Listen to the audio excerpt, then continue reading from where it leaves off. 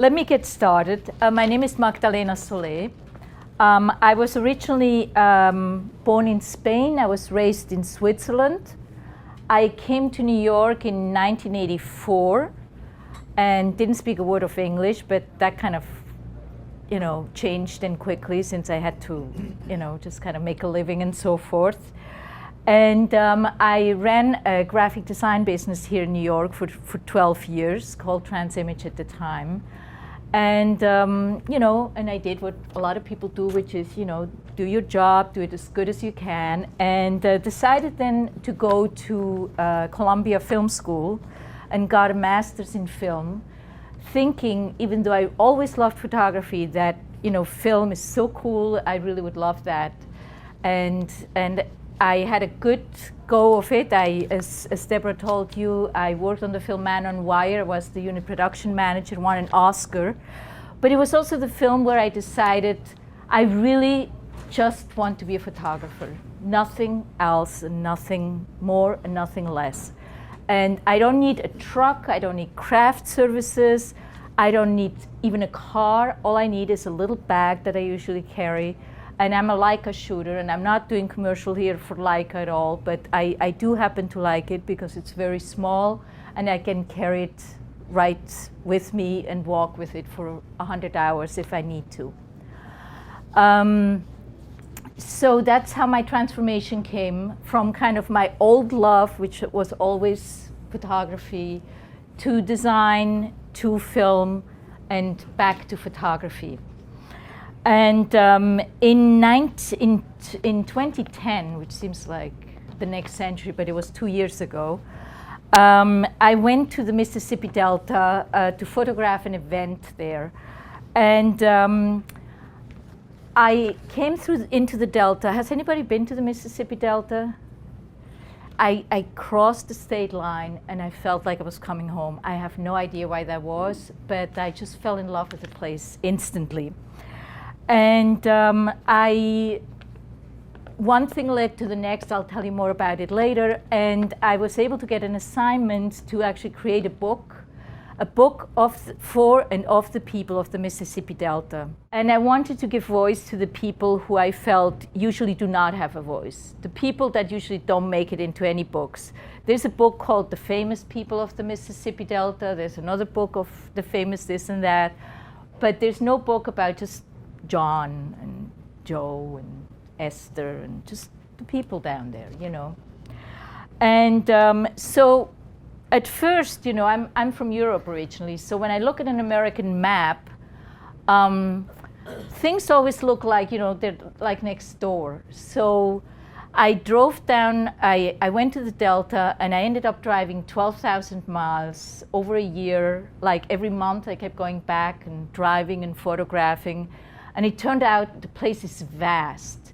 You can drive 100 miles just to go see if somebody's at home and then have to drive back. And so just to clarify a little bit, the Mississippi Delta is not where New Orleans is. It's further north. It's between Vicksburg and Memphis. So it's from the Peabody Hotel in Memphis to down in Vicksburg, and that's the area. It's completely flat and surrounded by what they call the hills on one side, on the right here, and on the left side, the Mississippi River. So the part of the Mississippi Delta that's by New Orleans, that's actually technically called the Mississippi River Delta, but this area is called the Mississippi Delta. So I just thought it might be good to just clarify it a little bit. So now we're going to go into this slideshow, and I'll just let it play, and then we're going to have more in-depth conversations about how this work was created.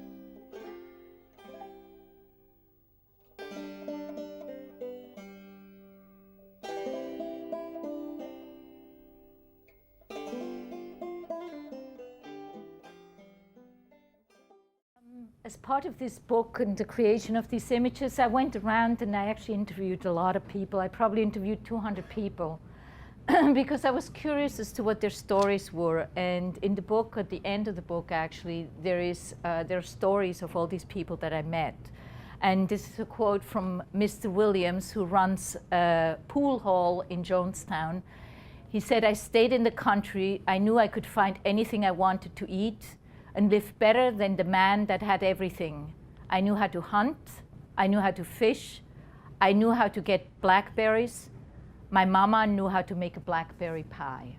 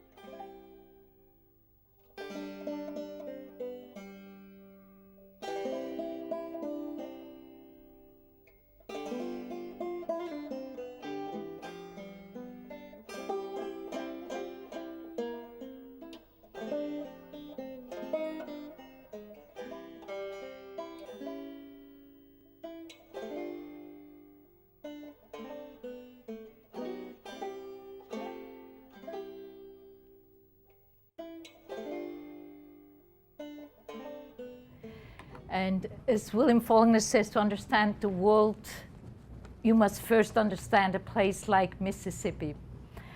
So as you may imagine, it's a lot of work to get all these photographs. They don't just come about in one day. And I did, as I mentioned earlier, spent about 12 months going there and meeting people, seeing them again and again and again, photographing, talking, interviewing, speaking to strangers, and really just embracing the whole culture.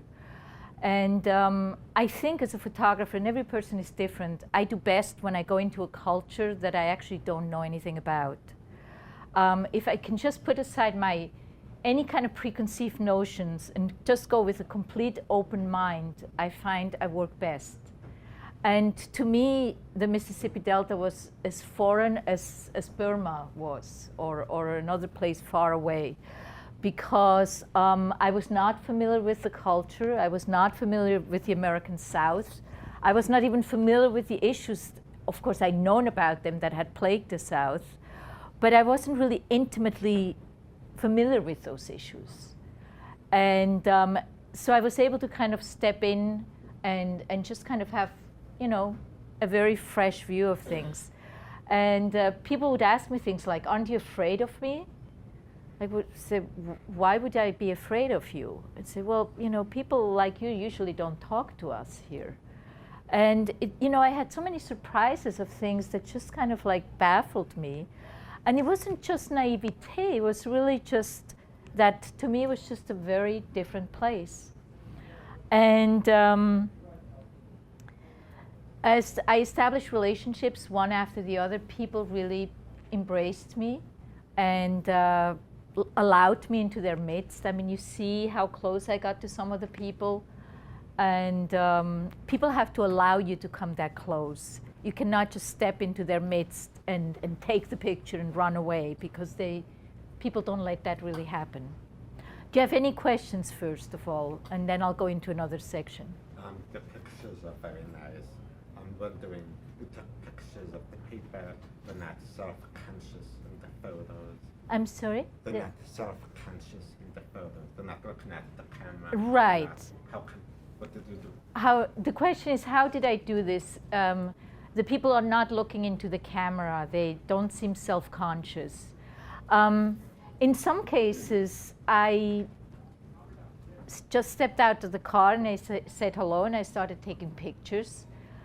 And, you know, first people would look at me, but then if I just stayed for long enough, they would get bored. And that's where you want people to be, when they're nice and bored of you and they forget you're even there.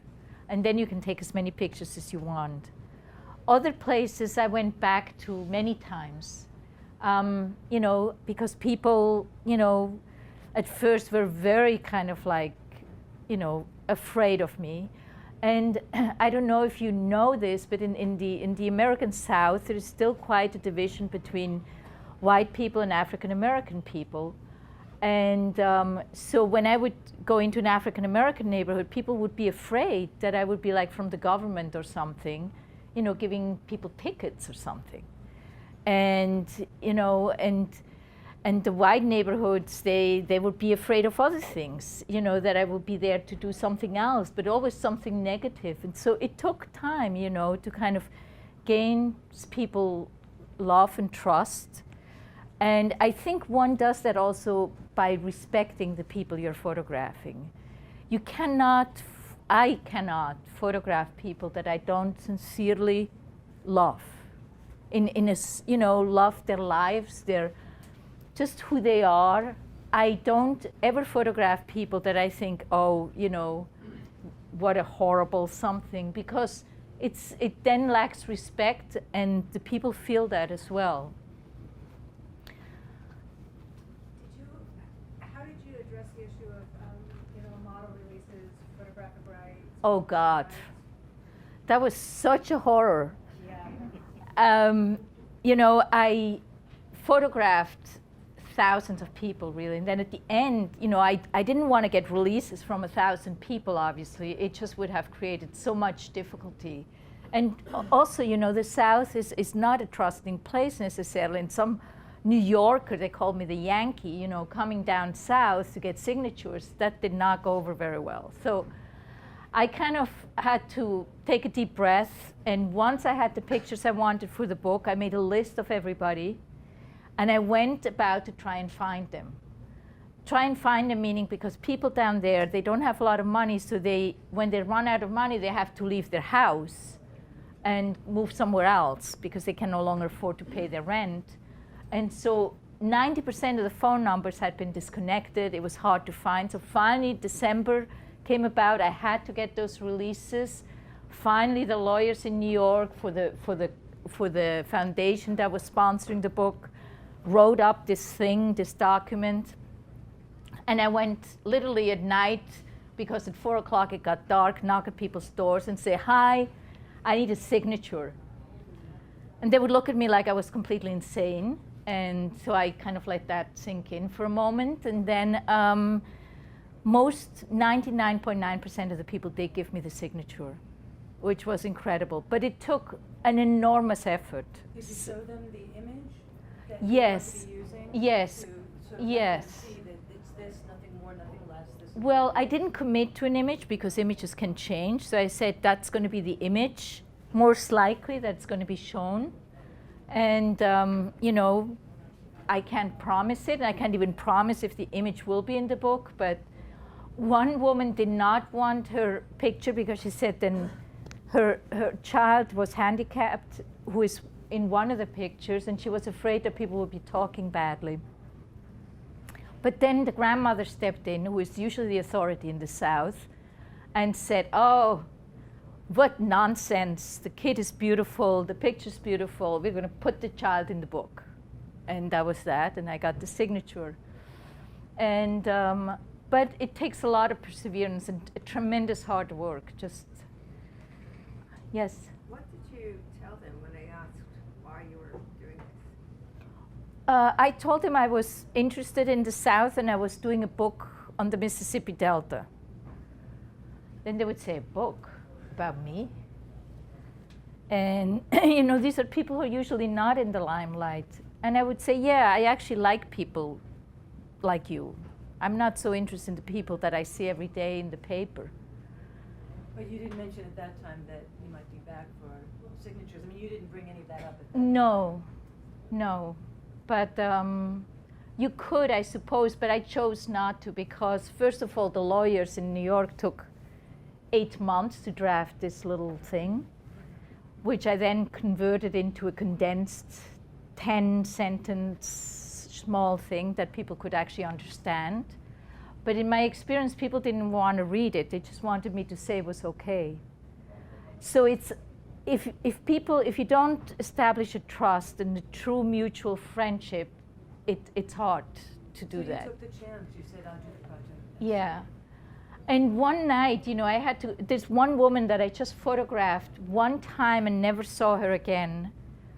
And I had to go back to her neighborhood in Tutwiler. Does anybody know Tutwiler? It has a very, very sad history in African American culture. That's where a child was sent back to be buried that had been killed and destroyed by these white folks that got away from, you know, in the South. It's a long story. Emmett Till is the boy's name if anybody wants to look that up. And so this is the town Tutwiler, which is now a town that's very run down on its luck. And that's where this woman, I'll show you the picture again. It's the woman who is kind of standing in front of her house, very proud. In the purple? In purple, yes. Oh, it's such a great photograph. And I go there one night, and people are burning, you know, stuff on, you know, in barrels because it's cold. Nobody's got heat. And I jump out of the car, and I think to myself, okay, you know, I'm going to have to say something. And everybody stares at me, and it's that moment that I say, "I hope I didn't scare anybody." And they all started laughing. And so I knew it was okay. And I said, "You know, where is such and such? You know, I'm looking for her. I need her. You know, I want to put her picture in a book." In a book, you know. And so it kind of like, these could be the situations, you know, that you walk into. And you just have to not be stupid and walk into dangerous situations, but kind of like overcome your own sense of like not belonging and just going somewhere that, you know, where you're really an outsider. It looks like you were there at all different times of night and day. So I have two little questions. One is, you said you were traveling back and forth, so I wondered where you were traveling from. And then I also wondered if you ever went with someone and where you stayed when you were down there, because it looks like you were sometimes in people's homes very late. No, I never went with anybody. I like to photograph by myself. And you were coming from New York? And I came, yeah, I would just fly to Memphis and then rent a car and just drive around. And I would most of the time stay either in Clarksdale or Greenville. There's not a huge lot of options down there of places to stay. And so I would just kind of like stay where I, you know, where I could. The one thing people found strange about me was that I wasn't carrying a gun.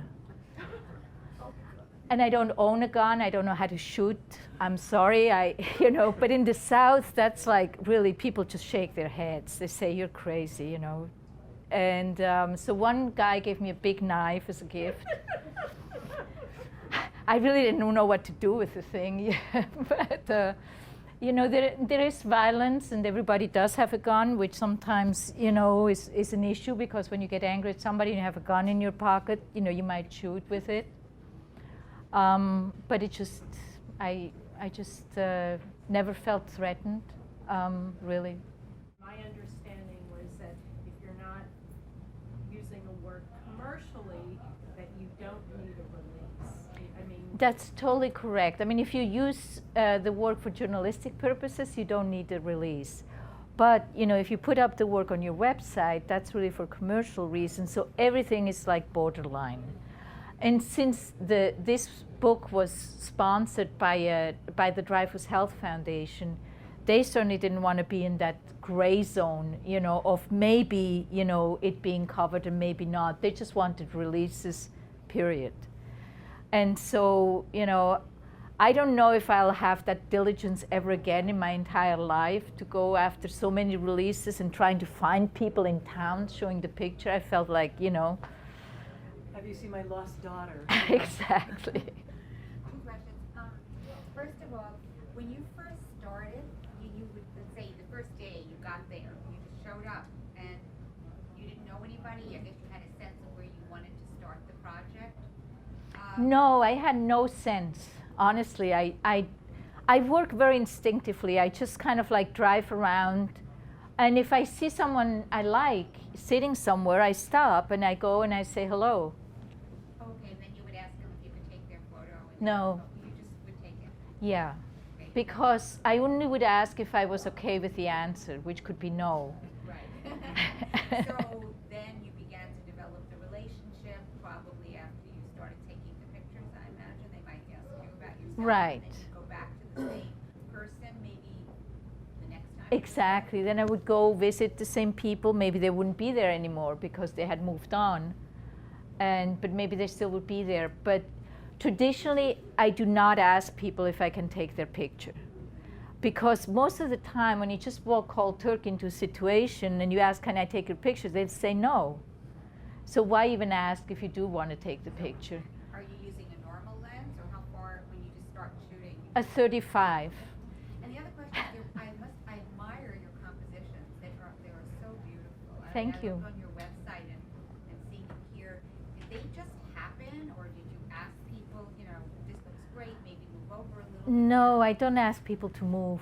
I wait. I'm very patient. I just wait. Because I mean, I just made a note, you know, like the boys by the car. I mean, just the way it all came together. Right, I stood there for like 2 hours. And I think sometimes if you don't get the right shot, it's because you don't wait long enough. And when we had film, you know, I shot all this on digital, on the M9, on the Leica digital. But when I shoot in film, I shoot much less. I shoot, you know, a picture here, a picture there. Now I feel like when I'm in a situation like that, I shoot in between two. It's like a nervous tick. But in truth, you know, probably if I just had the 3 pictures, it still would take me 2 hours. So now I have 100 pictures and I have to edit them all. So I don't know the advantage, really. Somebody in the back. Did they ever money, for instance, Yeah, one time only actually, and it was kind of a difficult situation because it was this young woman. You saw her in one of the pictures. She was kind of showing me the house that was falling apart, and she had 7 children. She's very young, and her boyfriend was a real crackhead. I think that's the word. He was just really a no good, and he would boss her around and make her feel bad the whole time and so forth. And she wanted to just have somebody to talk to, and I was trying to help her to find a way to get a different house and so forth. And all he wanted was money. And finally I just said, I'm not giving anybody any money, and if we can't talk, without money being the issue, I'm not a wealthy person, I can't give you any, then we can't, then I can't come back. And that was the only time where kind of like I couldn't go there anymore because he was just like angry and he wanted her to get money, and it was just like, I felt so badly for her and her kids actually. Did any of the subjects either ask for copies of prints of the work, or did you give them prints? Did you organize viewings? That's a real important question. Actually, every time I brought a suitcase of prints, and I would bring people their pictures, because one time you can take their picture, but you can't go back all the time and not give something in return. And they were so happy, to just they bought photo albums. They never had photos before, and so now they started photo albums of the family, and asked me for this picture and the other picture. So yes, absolutely. It's very important actually, I think. Could you explain in detail some of the economic aspects of producing the project, getting it published? Yes. So this is how the project started, okay? $24. I went to the Delta, I took pictures, I fell in love, and I went to this foundation and I said, I'd like to do a book on the Mississippi Delta. Are you interested in underwriting it? And they said yes. And I did a proposal and so forth. And How did you find that organization? Was it through a search, or you just got lucky? I just knew of them, and it just was like, it was a moment of luck that things came together. They did a lot of work in the Mississippi Delta, and so it just seemed appropriate. So that was the very beginning, how I got them interested. Every situation is different, and I was fortunate that they financed my travels there and my staying there. But if you do a project, that's not always the case. Sometimes you have to finance your own project, and then I stay whatever, at the cheapest place, and I rent the cheapest car. I don't rent it at the airport. I take a cab 10 minutes from the airport and rent it somewhere that's $100 cheaper a week, and you really make do, and you just don't, you just kind of like spend little money. And the things I think I spent money on were, just reproducing the pictures for the people. I mean, that's not a cheap thing when you're bringing back so many pictures to everybody. But it just felt right. I can't explain, Did you propose this to many people, or only this one organization? No, just one How organization. did you negotiate what the budget was going to be for shooting? Well, it varies, I think, from person to person and from situation to situation. In my particular case, I had made a very kind of bare bones budget. I knew I wanted to do this, and I wanted to do this reasonably. And so they said, okay, it was just kind of like a fortunate thing. And you had the little book with you to sort of show the idea? Right. or- I had a little book with me, and I gave it to them. I had 3 of these little books. This one actually has a typo, you'll see later, and that's why I kept it. Delta Rising with an A instead of an I. And that was the original title of the book. But everybody loves little books. So if you're thinking of pitching your project to somebody, make something that you can leave to them, that becomes precious to them, about something that they care about. But you have to know who you're speaking with and who you're speaking to, And And it's not always easy because, organizations have very different ideas sometimes than photographers, of course. Another issue is the length of a project. If you go somewhere for a day, it will cost you $110. If you go somewhere for 100 days, it'll cost you 100 times that much. So what is the accurate length of a project, or an appropriate length for a project? Anybody know? How much time do you think you would spend? Who would say like, oh, this could be done in 30 days? 6 months to a year. Yeah. Well, I came up with this formula that it needed 60 days, broken up into a year. Oh, right. And the old National Geographic days, when they actually used to pay for projects of duration, they used to send people off for 30 days, for 60 days. Now I think an average project is 30 days. And just to show you that it takes time, you can't just go somewhere for a week, and photograph all these, wild people or something and be done with it. It won't be an in-depth account. It'll be just kind of a very superficial impression. So to answer your question as to the budget, if you budget 60 days and so many trips and so forth, you can do the math. It's not necessarily a cheap endeavor to do that. But it was a very beautiful moment when I went back and I gave them the book. I actually had negotiated so many books that I could keep for myself that I budgeted to go back and give to everybody. And it was the most moving thing, really, because people from all walks of life would carry this book around and show it to anybody who was interested. Look, I'm in the book, at the cash register, at the restaurant, at the gas station. I'm famous, I'm in the book. I'm somebody. And it so moved me, because I really love these people down there. They're really extraordinary. And go ahead. I just wondered when you went to this organization and you showed them, the small book. How much did you have to promise? In other words, what did they get out of it? What did they want from you? They wanted a book that in the introduction and that would kind of reflect their philosophy and their feeling about the region. And were you okay with that? Yeah, to a certain point, but I can't go into the details of it. It's a tug of war, believe me, because foundations sometimes have very kind of grand ideas, and I'm more like down to earth, and I'm more like, I don't talk about philosophical concepts, I talk about people's lives as they tell me their lives. So I'm more kind of like down, ground, roots. So there was a lot of, back and forth, and that's unavoidable with any organization, if it's for commercial reasons or. What did you hope would result from this work?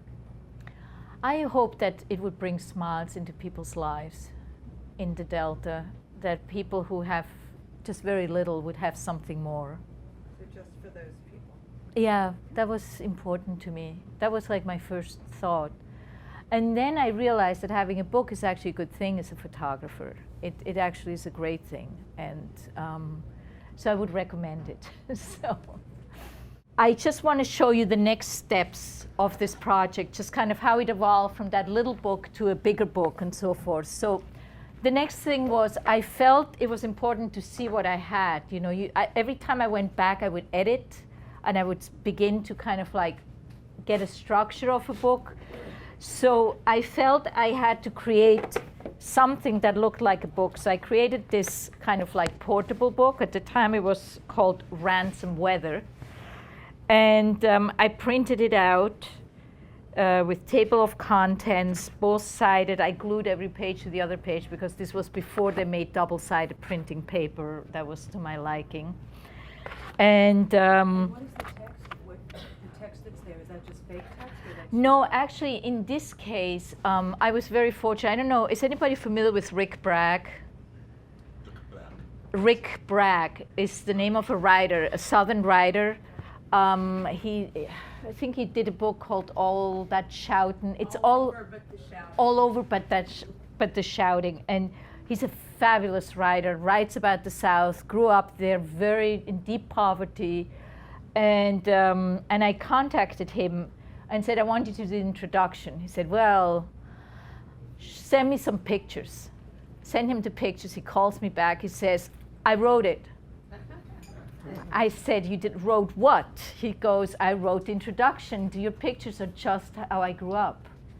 And so I knew exactly what to say. So the text that's here was early on. He had written it and done it like in Did you send him prints or like online? online. Yeah. And so that was like one iteration. So I carried this around for a while, just kind of like to give people a sense as to what I was doing. And then came like, okay, now I need to like just become more serious about the sequence. And you have to imagine I have in my studio, I have just walls of prints that I sequence and I kind of hover over for days, and then I take them down, and then I can't understand why I did what I did, and I question myself and so forth. So I did another book then that was more kind of like, polished. But I wanted, this is like one of those Piña Zangaro books that you can buy, and then you just can put your things, your photographs in it. But photographs change. It's different if you prepare for an exhibit where you hang your pictures on a wall, or if you look at your pictures on the screen, or if you look at your pictures in a book.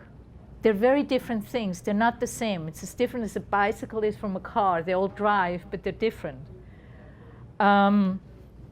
So once they were in sequence, I began to understand what was missing. And so I never, in the beginning, I never went and I said, oh, I need a picture of children swimming and dancing. Never. But there came a point where I felt, oh, I have too many pictures of dogs. What did I do? And so I had to like go and find pictures of, not little puppies, but something else. I'm just, it's true actually. I did have too many pictures of dogs. I noticed there were a lot of. Yeah, there's still this. I love dogs. To me, they're like the barometer, as to can you go somewhere or not. If you're afraid of the dogs, you shouldn't be there. If you're not, then that's okay. And then I created this book, which any of you can do for very little money. This is like what you do with Blurb or any of those companies. And I asked them to first send me some color proofs so I could see kind of like, the prints will never be the same as they will be in an offset or the way the originals were. This was like food for tearing it to shreds, because once you have something concrete like this, of course, the foundation wants this different, I want this the other way, somebody wants it upside down, and so forth. But in the end, reason prevailed, and we all came out with a single book, a single title. As you can see, at this version, it was called Cottonland. And when we went on press, what I did is I printed, prints like this. Usually I don't print glossy. Usually I print on matte paper like that.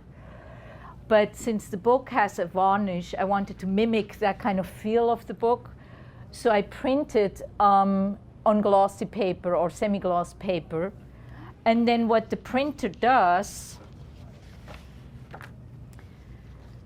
they give you back what you call, do you know what the name is of this thing here? A match print, usually, or a color proof. And so these two things, when you send these to the printer for every picture, color corrected and so forth, with the electronic files, and the printer will get this back, which is now in 4 CMYK, in the 4-color version. This is RGB, which is red, green, and blue from our computer. And this is CMYK, it's called. So then when you put it through an offset press, it has 4 colors that go down on the paper that create this, but it's kind of made differently than this picture. So these sometimes can be 2 different things when you get them, and you fall and you cry. And I was fortunate that this particular printer didn't make me fall and cry. He was just fabulous. But you and sent them glossy glossy or semi-glossy? What do you call this? Semi-gloss, kind of. And did you, you sent them as electronic files? Yeah. So in other words, you had no way, I guess they showed you how they wanted it color corrected so that. No, I'm the one who's telling them what I want. So I'm the one who says, this is the digital file, and this is what I want it to be. How you come up with it with your technique, which is different than mine, I don't care, but it has to look the same. So they sent me this, and then I mark it up. I say, you know, add contrast, take off contrast, you know, make this redder, take out the moire. And there's books and things that you can read on that if you get to that stage, you know, as to what to do. And then at the end, I went on press, and you print. Is anybody familiar with offset printing? You basically print, you know, what you call a sheet with like ganged up with like 8 or 12 or certain signatures, they call it. So many pages on one sheet. So one picture needs to be darker, but the other one needs to be lighter, and they're all on the same sheet. And so you drive the printer crazy at that point, and So you you say, have to make the corrections on the file so they print that way? Is that well, first on the file, but when you're on press, you have to like, you know, the paper goes through 100 pages a second. You know, you have to like tell right away what you need and how to make adjustments. But my theory is always with professionals, find the best that you can afford and let them do their job. Don't tell them how to do their job, just tell them what you'd like to come out of it. And they will help you and become your ally. If you are a pain in the neck and tell them how to adjust the press, they're going to just run away from you. So first, I made a print, how exactly I wanted it, send it to the printer with the electronic file, Right, that's what I thought. and they give back a match. Sorry, and they give So back. you printed every one that was in the book, you printed every one. Exactly, every one. When you were budgeting, when you were giving your budget proposal, did you include the printing costs? Yes, I did include like an estimated printing cost, and the printing costs are really, it's a huge thing. But if you feel you're at a point in your career, in your work, that you want to do a book, don't try to get an offset printed book. They can be very expensive. I mean, to print 2,000 of these books can cost you $30,000, $40,000, $50,000. if it's offset? If it's offset. If you printed, you know, a small quantity of 100 or 50 books with one of these specialty, you know, digital printers, you can actually have a really beautiful book and not have to, you know, get that kind of money behind you. How do you know how many pages you want or what photos? And you just look at yourself and just take as many photos and say, you know. No, go look at photo books. Tell yourself, what do I like? What feels good in my hand? Do I want a master book, you know, like this, that I need a truck to bring into the house? Or would I be more comfortable with something handy and small, you know? And then take a look at those books. Say, oh, how many pages does this book have? What's the color of this paper in the inside? You know, oh, this little ribbon up here, what color does that have? Because all of that you're going to have to spec at some point. And just observe, you know. It's like when I go to a show, a gallery, I look behind the picture to see how it's hung. Mm-hmm. And people kind of look at me like, you know, she's really nuts. Or even at the Guggenheim, I do that. You know, I go like, observe how things are hung, and it's good, you know, because you learn. Yes? Can you share with us the name of the offset printing company? Sure. It was a Graphicom in Italy. It's the books, they do a lot of printing for Aperture, and they're just like one of those great printers. They're Craftsman still. They now have printing presses with a little spaceship cockpit in the front, but which would become handy for your. Have you had exhibits of the work, or what do you plan to have? Yes, actually, I'll have an exhibit at the Leica Gallery in January. I think the opening is January 10th, and it'll be up for a month, and I think I'll have about 50 of the pictures on display. This question is about the foundation, because they underwrote the project. You know, what was their goal? To like educate people on poverty in the region? Their goal was to show the beauty of the region and that, you know, poverty is not something to avoid at all, but it's something, you know, that has like incredible people, an incredible community there of people who live and exist, and they wanted to educate people and wanting for people to go down there more often. And interestingly enough, if like people in Europe see the book, they immediately get like an air ticket and go to the Delta. They love what they see. You know, in America we go like, wow, that's poverty, you know, and so different people have different reactions to it. But no, they didn't, you know, I think if it was the foundation without me, they would have had many more pictures of like, you know, smiling children swimming in a lake. But, you know, I'm interested in documenting the place for what it is, not for what it isn't, really. Now, another question. So then, because they helped you with the project, do they then get a cut of sales from the book? Yeah, they get the entire sales of the book. I gave all of it to them, yeah. Okay, I'm not sure whose turn it is, but let me just, okay, I think it's yours, I'm not sure.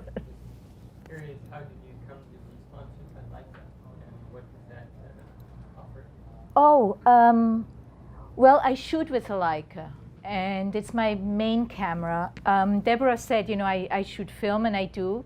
I do it like almost like just to kind of like meditate with the camera and just kind of stop and think and photograph.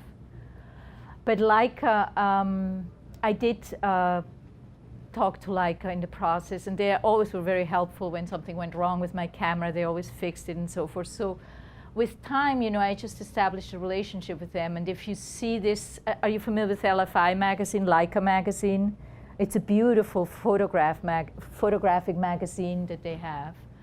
And they this month my pictures are on their cover story. And so what it means is just that they help, you know, with their marketing arm, which is, you know, huge. And so every little bit really helps. But if you're thinking, you know, I'm going to make a ton of money, I'm now going to become a documentary photography and go photograph all these people in all these places, forget it. It's not the way it works. You know, it's just a lot of hard work. You have to love what you do. You know, it doesn't make a lot of sense, really. If you have absolutely no design skills, please find a designer. Find a friend who is talented, somebody, because a lot of it really, it matters how you present things, you know, and if it, no matter how beautiful your pictures are, if you can't put them in a nice context, it's just going to look horrible, the whole thing. You've done other projects in other countries yes. before this. How did those differ? And well, were they funded or? No, many times they're not funded. And so, for example, last year I went to Japan after the tsunami, and I photographed the aftermath of the tsunami. And it was not funded. I don't speak Japanese. I had to drive on the left side of the road. I didn't know which button to push to get gas out, but I figured it all out. And so that's really much more foreign territory in a way, you know, because there's so many other barriers. And I didn't have the luxury of 60 days. That's truly like the dream come true. I had the luxury of 3 weeks, which was enormous amounts of time, but not enough time to do something in depth like that. And, you know, I wish I could do that with every project, to be honest. How much time did you have in Cuba? In Cuba, I only had 2 weeks so far. And I'm waiting for my next permit to. But it seems that right now, everybody seems to be understaffed in Washington or non-existing for some reason, and the permits don't come through right now. Yes? So, as you're talking about projects that you're interested in, that you self-fund, that brings me to the question of, like, for your other projects, how do you find an audience for them? What is the life of these pictures after you take them? What do you do with them? Yeah, I mean, there's a website called socialdocumentary.net. For example, I did a project of homeless men in Osaka, Japan. I was interested in them because there's a whole community of people, men only, in their 50s and 60s and 70s that live together in a slum in Osaka. and are completely cut off from society. So I went and I photographed them because one of the things that interests me is not the mainstream. It's people kind of like on the margins, outside of society, outside of what we're familiar with. So I went there, and now what's the market for that, right? Homeless men in Japan. So strangely enough, I got a show in Italy through a psychology foundation, and they showed my work in Japan. It came through socialdocumentary.net. So, you know, everything has its place somewhere, and you just have to have faith that things will somehow fall in its place eventually. You can't make things happen all the time. You can make it happen when you have a big project like this one. Then you can kind of use the momentum of a big project to bring your other little projects and pets along. But you probably couldn't, if my only project was the homeless men in Japan, it probably would never be seen because nobody would know me or would know, you know, and then it just couldn't be seen. So maybe it got seen because people knew me because of other things. So it's not, I'm not sure really. Does that answer your question or make it more confusing? Probably. I mean, because it's an interesting conversation, because what I have noticed, like with crowdfunding, a lot of established photographers can get these kind of their projects done, but I'm just starting out. Like, I've been playing photography, I've been in nonprofits doing a whole bunch of other stuff, and I decided this is actually what I want to do, and I'm trying to figure out a way to kind of like get that momentum so that I'll have an audience for the work that I'm doing. Make one big important project that really is meaningful to you, you know, that you really just give it the 60 days, you know, give it 90 days.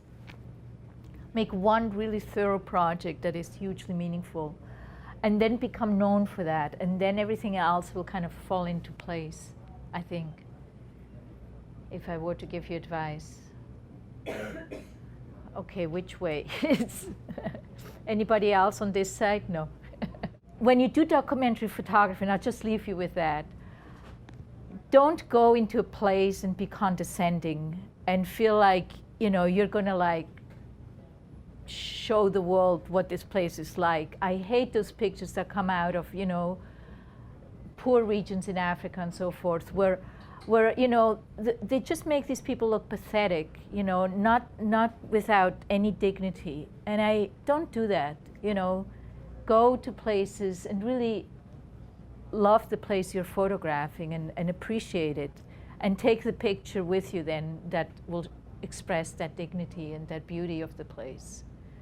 Don't show you know, people in their most pathetic, you know, if it was your child, you wouldn't want it shown like that.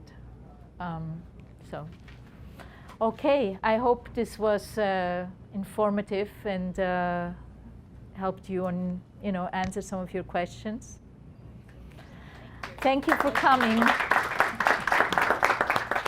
For more information, please visit us online, give us a call, or stop by our New York City Superstore. You can also connect with us on the web.